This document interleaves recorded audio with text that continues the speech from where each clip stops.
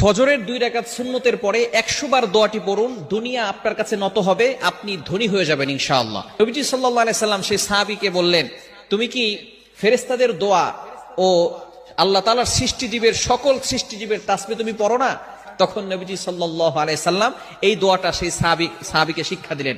এই সাহাবী সেখান থেকে চলে গেলেন। চলে যাওয়ার পরে কিছুদিন তিনি আসলেন। আসার পরে বললেন, ইয়া রাসূলুল্লাহ, ইয়া হাবিবাল্লাহ, আপনি আমাকে যে দোয়াটা শিক্ষা দিয়েছিলেন এই দোয়াটার আমল আমি করেছি। এই আমল করার ফলে আল্লাহ পাক রব্বুল আলামিন আমাকে এত পরিমাণ সম্পদ দিয়েছেন, এই সম্পদ রাখার জায়গা এখন আর আমার কাছে নাই। চমৎকার একটি দোয়া হচ্ছে সুবহানাল্লাহি ওয়া বিহামদিহি সুবহানাল্লাহিল আযীম আস্তাগফিরুল্লাহ, সুবহানাল্লাহি ওয়া বিহামদিহি সুবহানাল্লাহিল আযীম আস্তাগফিরুল্লাহ। কখন পড়বে? সুবহে সাদিকের সময়।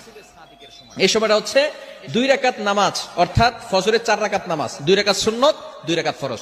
2 রাকাত সুন্নতের পর